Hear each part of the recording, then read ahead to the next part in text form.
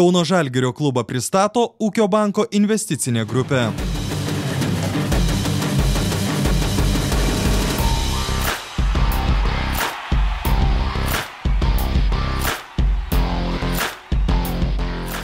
Visai netrukus visų Kauno Žalgirio gerbėjų dėmesį prikaustys pirmosios rungtynės top 16. Na, kol dar yra šiek tiek laiko, mes pabendrausime su Kauno Žalgirio gerbėjų klubo nariais. Ir neatsitiktinai esame šioje vietoje, nes Kauno McDonald's restoranas jau daugiau negu 10 metų ištikimai bendradarbiauja su Kauno Žalgiriu. Na, o ši vieta tiesiog alsuoja krepšiniu. Krepšiniu žinoma Kauno Žalgirio komandai. Žvaigždžių alėjoje savo delnų įspaudus yra palikę ryškiausi žalgiriečiai. Tačiau šį vakarą nosies į lauką tikrai nekišime. Šį Eurolygos vakarą klubo nariai pareikš savo nuomonę apie artėjančias rungtynes ir ateities kovas top 16.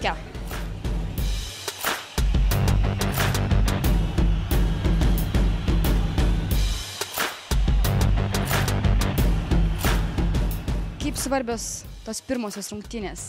Žinant, kad šis varžovas galbūt ir ne pats pajėgiausias, lyginant su kitais grupės varžovais, bet žinant tą faktą, kad Žalgiris yra gerokai nukraujavęs. Aš manau, kad pats pajėgiausias varžovas tas, kuris laukia artimiausias rungtynės. Bet tikiu, kad tikrai gali nugalėti šitą varžovą ir vyrai pasistengs. Manau, kad šansų tikrai turi, tik reikia, kad būtų atsarginių žaidėjų indėlis didesnis. Nebus Treviso Watsono ir Tado Klimavičiaus. Kiek šių žaidėjų nebuvimas įtakos Žalgirio startą? Visas viltis dedam į Delašą. Tikiuosi, kad šis vaikinas pasirodys jau šį kartą geriau negu prieš tai, nors negaliu sakyti, kad ir prieš tai buvo blogai, bet šį kartą tikėkimės bus šiek tiek geriau. Taip, manau, kad nebus aukštaūgių. Aišku, bus žymiai sunkiau be Watsono ir Klimavičiaus, bet manau, kad tikrai gali Delašas pasitengti su Begičiumi ir užpildyti spragas.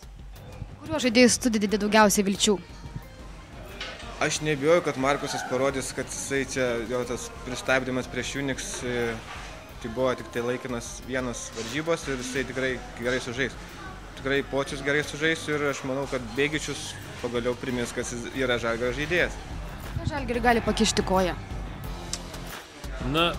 Manau, kad kai buvo per rungtynės jau vienas, kai žaidė su Unixu, Markusui Braunui nekrito visiškai metimai. Jo bent jau minimalus indėlis labai stipriai padeda komandai, tai jeigu jam nepasiseks šį kartą, gali šiek tiek iškilti problemų.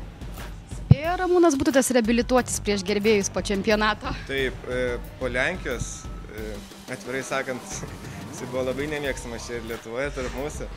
Bet dabar jisai nustebino savo tokią įvestų žaidimu ir tikrai jisai pasirinko teisingą kelią. Ta bloga kelią, kurio ėjo Lenkijoje, jisai metė į šoną ir eina dabar teisingų kelių, aš manau taip. Martynas Pocius prisipažino, kad kai komanda pateko į top 16, kad nebeliko tokios įtampos komandai. O kaip yra tarp gerbėjų? Ta įtampa jinai yra, nes prieš kiekvienas rungtynės vis tiek atsiranda jaudulys, sergi už savo mėgstamą komandą, ją palaikai. Bet tikėkime, kad visą tą jaudulį būtent mes fanai sugersim į žaidėjų ir žaidėjai galės laisvai žaisti. Ko galime tikėtis iš tų 6 varžybų? Manau, kad 2 pergalės tai turėtų Žalgiris laimėti, nes bent jau namie reikia prieš Aseko Prokum ir Unikachą, nes biški gėda būtų čia be pergalių. Manai, kuris varžovas bus pats sunkiausias? Be abejo, CSKA ir išvykoje. Nes Unikacha namie tai ir labai banguotai iš tikrųjų žaidžia ir galim laimėti, bet prieš CSKA išvykoje tai abejoju, labai abejoju.